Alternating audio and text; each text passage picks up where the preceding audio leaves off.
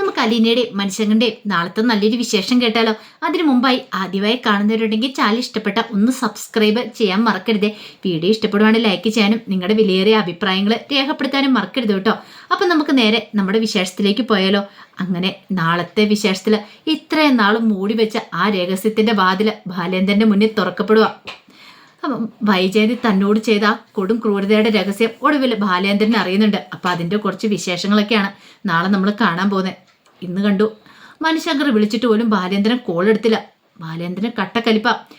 മനുവിൻ്റെ അച്ഛന് ശിവശങ്കരനും കൂടെ ചേർന്നിട്ടാണ് തന്നെ ചതിച്ച് എന്നൊരു ചിന്തയായിരുന്നു മനസ്സിലുണ്ടായിരുന്നത്. അല്ലെങ്കിൽ മുമ്പ് വൈജയന്തി ഒരു കുഞ്ഞിന് ജന്മം നൽകിയിട്ടുണ്ടായിരുന്നു. ആ കാര്യങ്ങളൊക്കെ തന്നോട് മറച്ചു വെക്കേണ്ട കാര്യമില്ലായിരുന്നു. ഇതിന് സത്യാവസ്ഥ അറിഞ്ഞേ മതിയാവുള്ളൂ. ആ സമയത്ത് ബാലേന്ദ്രനെ വിളിച്ചിട്ട് എടുക്കാതെ വന്നപ്പോൾ മനുവിന് ടെൻഷനായി. അങ്കിൾ അങ്ങനെ എടുക്കാതിരിക്കുന്ന ഒന്നും ആളല്ല. കോൾ വിളിച്ച എടുത്ത് കാര്യങ്ങൾ സംസാരിക്കണം. പക്ഷേ ഇത് എന്തു പറ്റിയെന്ന് അറിയില്ല.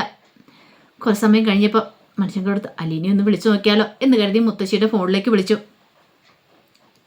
മുത്തശ്ശി അപ്പം ജസ്റ്റ് ഒന്ന് കിടന്ന് മയങ്ങിയിട്ടുണ്ടായിരുന്നുള്ളൂ. അപ്പോഴേക്കാണ് ഫോൺ ബെല്ലടിക്കുന്നത്. ആ സമയം മുത്തശ്ശി അലീനയെ വിളിച്ചിട്ട് പറഞ്ഞു, മോളെ ഇതാരെ വിളിക്കണമെന്ന് അറിയത്തില്ലോ, കോൾ എടുക്കാൻ പറയണം. അങ്ങനെ അലീന വന്ന് നോക്കി കഴിഞ്ഞപ്പോൾ മനുശങ്കറാണ് വിളിക്കുന്നത്. എന്താ മനുവേട്ട, കാര്യം എന്താ? അല്ല അനിയനെ ഉറങ്ങിയായിരുന്നോ? കിടന്നിട്ട് ഇത്തിരി സമയം ആയുള്ളൂ, ഉറങ്ങിയില്ല. അല്ല ഇപ്പം എന്നെ ആൻറ്റി വിളിച്ചിട്ടുണ്ടായിരുന്നു. ആൻറ്റി എന്തിനാ മാഡം എന്തിനാ വിളിച്ചേ? അത് അങ്കിൾ ഇതിനായിട്ടും വരുന്നില്ലെന്ന് പറയാൻ വേണ്ടിയിട്ട്. വന്നില്ല എന്ന് പറഞ്ഞോ? അതെ. അപ്പം അലീനെ അറിഞ്ഞില്ലേ? അല്ല മുമ്പേ വന്നില്ല എന്ന് അറിഞ്ഞായിരുന്നു, എന്നോട് ചോദിച്ചു. അപ്പം ഞാൻ കരുതി അങ്കിളെ സാറ് ചിലപ്പോൾ എവിടെയെങ്കിലും പോയതായിരിക്കുമെന്ന്. ഇപ്പം വരുമെന്ന് കരുതി. വന്നില്ല എന്ന് പറഞ്ഞ് വിളിച്ചു. പക്ഷെ ഞാൻ വിളിച്ചിട്ട് അങ്കിള് കോളും എടുക്കുന്നില്ല. അങ്ങനെ കോൾ എടുക്കാതിരിക്കുന്നതല്ല. അപ്പോഴേക്കും അലീനയുടെ മനസ്സിൽ ചില സംശയങ്ങൾ തോന്നി. അലീനയോട് മനുശങ്കർ ചോദിച്ചു, അല്ല ഇന്ന് ഉച്ചയ്ക്ക് ഉണ്ണാൻ വന്നപ്പോൾ അലീനയോട് എന്തെങ്കിലും പറഞ്ഞായിരുന്നോ? എവിടെയെങ്കിലും പോകുന്ന കാര്യത്തെക്കുറിച്ച് പറഞ്ഞായിരുന്നോ? എന്നോട് അങ്ങനെ പ്രത്യേകിച്ചൊന്നും പറഞ്ഞില്ല മനുവേട്ടാ. സാധാരണ ഒരു ലെമൺ ടീ ഒക്കെ കുടിച്ചിട്ട് പോകുന്ന. പക്ഷെ ഇന്ന് ചെന്നപ്പോൾ നേരത്തെ പോയായിരുന്നു. പക്ഷെ ഞാൻ ആ മുറിയിലേക്ക് ചെന്ന് കഴിഞ്ഞപ്പം ഞാൻ അവിടെ ചില കാഴ്ചകളൊക്കെ കണ്ടു. എന്ത് പറ്റിയതാ? അത് മുറിയിൽ ആകപ്പാടെ എല്ലാം വലിച്ചു വാരി ഇട്ടിരിക്കുക. മുറി അലങ്കോലപ്പെട്ട് കിടക്കുക. കുറേ ഫയലുകളും കാര്യങ്ങളും എല്ലാം വലിച്ചു നിരത്തി ഇട്ടിരിക്കുന്ന കണ്ടു. കസാരയൊക്കെ താഴെ കിടക്കുന്ന കണ്ടു. അങ്ങനെയോ? അതെ, കാരണം അതൊന്നും പതിവുള്ള കാര്യങ്ങളൊന്നും അല്ല. അപ്പോഴേക്കും മനുഷ്യങ്ങളും തോന്നി എന്തോ ഒരു കാര്യമുണ്ടല്ലോ. ഒന്നുമില്ലാതെ അങ്കിൾ അങ്ങനെ ചെയ്യത്തില്ല. ഒരുപക്ഷെ അങ്കിളിന് അത്രമാത്രം ടെൻഷൻ ഉണ്ടായ എന്തോ ഒരു കാര്യമുണ്ട്. മനുശങ്കർ പറഞ്ഞു, ഇനിയിപ്പോൾ രോഹിത്തിൻ്റെ കാര്യം പറഞ്ഞിട്ടാണോ? അതൊന്നും എനിക്കറിയില്ല മനുവേട്ടാ. അതിനെക്കുറിച്ച് ഞാൻ അത്ര ചിന്തിച്ചില്ല. പക്ഷേ ഞാനതെല്ലാം അടുക്കി വെച്ചിട്ട് ഞാൻ പോരുകയും ചെയ്തു. വൈജയന്തി മാഡം വന്നിട്ട് എന്നോട് ചോദിക്കുകയും ചെയ്തു സാറിനെക്കുറിച്ച്. പക്ഷെ എന്നോടൊന്നും പറഞ്ഞിട്ടല്ല പോയെന്നേ പറയുകയും ചെയ്തു. അല്ല ഇതുവരെയായിട്ട് ഒരു വിവരവും കിട്ടിയില്ല. ഇല്ല, എവിടെയാണെന്ന് അറിയില്ല. വിളിച്ചിട്ട് എടുക്കണമില്ല. ആൻറ്റി വല്ലാത്തൊരു വിഷമത്തില്ല. അങ്ങനെ അതൊക്കെ പറഞ്ഞിട്ട് മനുഷ്യങ്കർ കോള് കട്ട് ചെയ്തു. അല്ല എനിക്കും ഭയങ്കര ടെൻഷൻ. അപ്പോഴേക്കും മുത്തശ്ശി ചോദിച്ചു, എന്താ മോളെ, എന്താ കാര്യം? അത് ഇതുവരെയായിട്ട് ബാലേന്ദ്ര സാറ് വന്നിട്ടില്ലാന്ന്. വന്നിട്ടില്ലാന്ന്? അതെ, മനുവേട്ടന് ഫോണിലേക്ക് വിളിച്ചു നോക്കി. വൈജയന്തി മാഡം വിളിച്ചു നോക്കിയെന്ന്. കോൾ എടുക്കുന്നില്ലാന്ന്. എടുക്കുന്നില്ലാന്നോ? അവനെങ്ങനെ എടുക്കാതിരിക്കുന്നല്ലോ മോളെ? എന്തോ ഒരു പ്രശ്നമുണ്ടല്ലോ. എന്താ കാര്യം എന്ന് അറിയത്തില്ല മുത്തശ്ശി. അല്ല മോളൊരു കാര്യം ചെയ്യാം, വൈജയന്തിനടുത്ത് പോയി ചോദിച്ചു നോക്ക്. അല്ല എനിക്ക് ഒരു സംശയം, നീ ഇപ്പം താൻ ചെന്ന് ചോദിച്ചാൽ തന്നോട് ദേഷ്യപ്പെട്ടാലോ? മുത്തശ്ശി പറഞ്ഞു, അത് ശരിയാ. അവളോട് എന്തെങ്കിലും പോയി ചോദിക്കാൻ ചെന്നിട്ടുണ്ടെങ്കിൽ അവൾ നിന്നോട് ചിലപ്പം ദേഷ്യപ്പെടും. തൽക്കാലത്തേക്ക് ഒരു കാര്യം ചെയ്യുക, നീ പോവണ്ട. ഇനി പോയിട്ട് അവളുടെ വായിരിക്കുന്ന ചീത്ത മുഴുവൻ എന്തിനാ നീ കേൾക്കണേ? ബാലേന്ദ്രൻ വരാത്തതിൻ്റെ ദേഷ്യവും കൂടെ നിന്നോട് തീർക്കും എന്നൊക്കെ പറഞ്ഞു. ആ സമയം ബാലേന്ദ്രൻ പോവാ. ചില ലക്ഷ്യങ്ങളോടുകൂടിയേ ബാലേന്ദ്രൻ പോകുന്നത്. ആഗ്രയിലേക്ക് പോകണം, ഗംഗേടനെ കാണണം. അപ്പം ഗംഗാധരൻ്റെ അവിടെ ആയിരുന്നു കുറച്ച് നാൾ വൈജയന്തി. അപ്പോൾ അവിടെ ഗംഗാധരൻ്റെ ഭാര്യ മാലതി പ്രസവിക്കുന്ന സമയത്ത് അവിടെ നോക്കാൻ വേണ്ടി പോയതാ. ഒരുപക്ഷെ ആ സമയത്തെങ്ങാനും ആണോ ഇനി അലീനയ്ക്ക് ജന്മം നൽകിയെന്ന് പറയാൻ പറ്റില്ല. അലീന മോളാണോ ഇല്ലയോ എന്ന് ഗംഗേടനോട് ചോദിച്ചാൽ കൃത്യമായിട്ട് അറിയാനായിട്ട് സാധിക്കും. അപ്പോൾ അതിന് വേണ്ടിയിട്ടാണ് പോകുന്നത്. അങ്ങനെ ഒരു ചതി നടന്നിട്ടുണ്ടെങ്കിൽ കണ്ടുപിടിക്കണം എന്നൊരു ഒറ്റ ലക്ഷ്യം മാത്രമേ ഉണ്ടായിരുന്നുള്ളൂ. അങ്ങനെ ബാലേന്ദ്രൻ നേരെ റെയിൽവേ സ്റ്റേഷനിലേക്ക് പോയി ടിക്കറ്റൊക്കെ എടുത്തു. ആരോടും ഒരു വാക്ക് പോലും പറഞ്ഞിട്ടില്ല. അങ്ങനെ നേരെ ആഗ്രയിലേക്ക് വെച്ച് പിടിക്കുക. ആ സമയം രാത്രി ബാലേന്ദ്രനെ കാണാതെ വൈജയന്തിക്ക് ടെൻഷനായി. വിളിച്ചിട്ട് കോളും എടുക്കുന്നില്ല. അങ്ങനെ രാത്രി പിറ്റേ ദിവസം നേരമൊക്കെ നേരം വെളുത്തിട്ടും ബാലേന്ദ്രൻ വരാതിരുന്ന് കഴിഞ്ഞപ്പോൾ എല്ലാവർക്കും ടെൻഷനായി. എവിടെ പോയി എന്താ സംഭവിച്ചതെന്നും അറിയത്തില്ല. ആ സമയം ബാലേന്ദ്രൻ നേരെ പോണത് ഗംഗാധരനെ കാണാനായിട്ട് അങ്ങോട്ടേക്ക് ചെല്ലുന്നത്. അപ്പം ഗംഗാധരൻ എവിടെ എന്താന്നൊക്കെ കൃത്യമായിട്ട് അറിയായിരുന്നു. അങ്ങനെ അവിടേക്ക് ചെന്നു. അവിടെ ചെന്നിപ്പോൾ ഗംഗാധരനാവുന്ന കഥ തുറക്കുന്നത്. ബാലേന്ദ്രനെ കണ്ടപ്പോൾ ഗംഗാധരൻ ചോദിച്ചു, ആഹാ ഇതാര് ബാലേന്ദ്രനാ, ഇതെന്താ സർപ്രൈസ് ആയിരിക്കുന്നല്ലോ, പെട്ടെന്ന് എന്താ ഒരു വരവ് എന്നൊക്കെ പറഞ്ഞ് അങ്ങനെ അകത്തേക്ക് വിളിച്ചു. പക്ഷെ ബാലേന്ദ്രൻ മുഖം കണ്ടപ്പോൾ ഗംഗാധരന് എന്തൊക്കെയോ ഒരു സംശയങ്ങൾ തോന്നി, എന്തോ ഇവിടെ ഒരു പ്രശ്നമുള്ള പോലെ. അപ്പോഴേക്കും ഭാര്യ മാലതി അങ്ങോട്ടേക്ക് വന്നു. ആരെ ഗംഗേട്ടാന്ന് ചോദിച്ചു വന്നപ്പോൾ ഇതേ ബാലേന്ദ്രനാ. ആഹാ ഇതാര് ബാലേണ്ണോ, ബാ ഇരിക്ക് എന്നൊക്കെ പറയുന്നുണ്ട്. അങ്ങനെ ബാലേന്ദ്രൻ ഇരുന്നു. അപ്പോഴേക്കും ഗംഗാധരൻ ചോദിച്ചു, അല്ല ഇതെന്താ ബാലേന്ദ്ര ഒരു മുന്നറിയിപ്പ് ഇല്ലാതെ വന്നേ?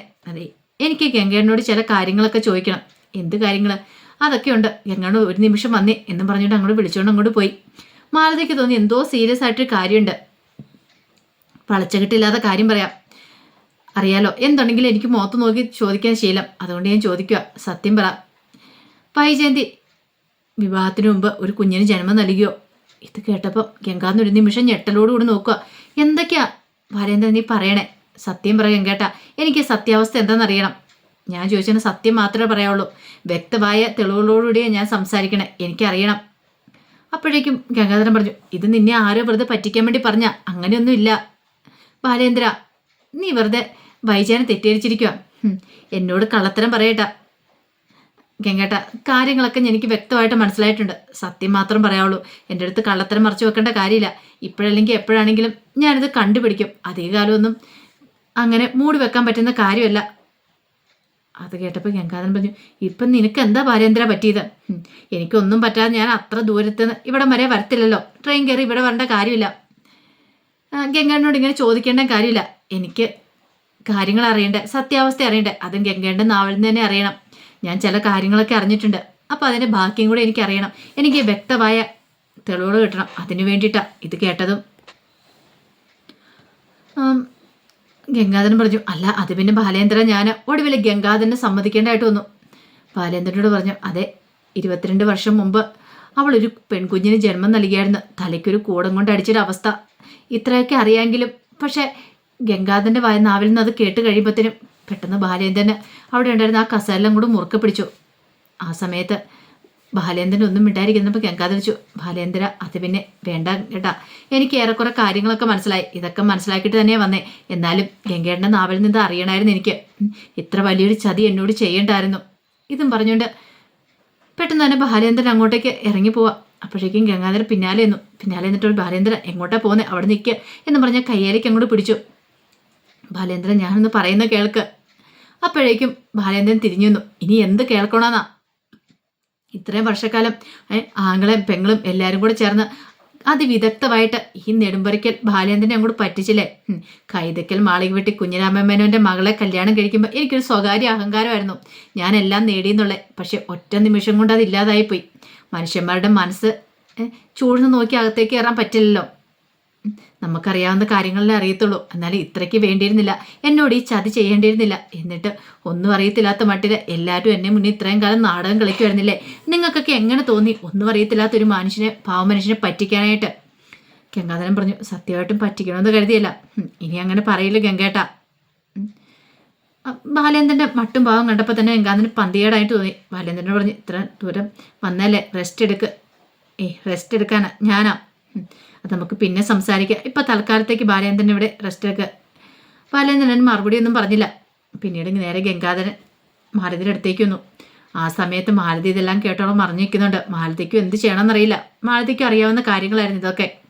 ഗംഗാധരൻ പറഞ്ഞു, ഞാൻ എന്ത് ചെയ്യാനാ, എനിക്ക് മറച്ചു വെക്കാൻ പറ്റില്ലായിരുന്നു, എല്ലാ കാര്യങ്ങളും അറിഞ്ഞിട്ടാണ് ബാലേന്ദ്രൻ വന്നിരിക്കുന്നത്. അപ്പോഴേക്കും മാലതി പറഞ്ഞു, ഇനിയിപ്പോൾ എന്ത് ചെയ്യും നമ്മൾ, ഇത് വലിയ പ്രശ്നമാവുമോ ഗംഗേട്ടാ? എനിക്കറിയില്ല, അതിനാവാൻ ചാൻസ് ഉണ്ട്. ബാലേന്ദ്രൻ ആകപ്പാടെ സമ്മതം തെറ്റി മട്ടില്ല. അല്ലെങ്കിലും ആർക്കെങ്കിലും സഹിക്കാൻ പറ്റുന്ന കാര്യമാണോ ഇത്? ഇത്രയും കാലം ആ വലിയ രഹസ്യം മറച്ചു വെക്കുക, സത്യാവസ്ഥ തുറന്നു പറയാനേ കുഴപ്പമില്ലായിരുന്നു. പക്ഷെ ഇനിയിപ്പോൾ ബാലേന്ദ്രൻ എന്താ ചെയ്യുന്നത് നമുക്ക് പോലും പറയാൻ പറ്റില്ല. അവൻ ആകപ്പാടെ സമ്മതം തെറ്റി മട്ടില്ല. അങ്ങനെ അവർക്ക് രണ്ടുപേർക്കും നല്ല പേടിയായി. ബാലേന്ദ്രൻ്റെ അവസ്ഥ എന്താവും എന്ന് ഓർത്തിട്ട് ഇനി വൈജയന്തിയുടെ അടുത്ത് എന്തെങ്കിലും ബാലേന്ദ്രൻ എന്താ ചെയ്യുന്നത് പറയാൻ പോലും പറ്റില്ല. അപ്പോൾ അതിൻ്റെ വിശേഷങ്ങളൊക്കെയാണ് കാണാൻ പോകുന്നത്. ഒടുവിൽ എന്താണെങ്കിലും ബാലേന്ദ്രൻ വീട്ടിലേക്ക് വരും.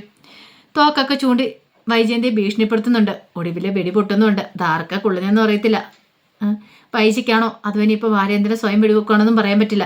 വൈജയന്തിയുടെ എന്തായാലും കാര്യങ്ങളൊക്കെ പറയും ബാലേന്ദ്രന്, നിന്റെ മോളെ അലീന എന്നുള്ള, അതിങ്ങനെ മറച്ചു വെക്കാൻ പറ്റുന്ന കാര്യമില്ല. അപ്പോൾ അതിൻ്റെ വിശേഷങ്ങൾക്കായി നമുക്ക് എല്ലാവർക്കും കാത്തിരിക്കാം കേട്ടോ. ഒരിക്കൽ കൂടി എല്ലാവർക്കും ശുഭരാത്രി നേർന്നുകൊണ്ട് നിർത്തുന്നു. നന്ദി.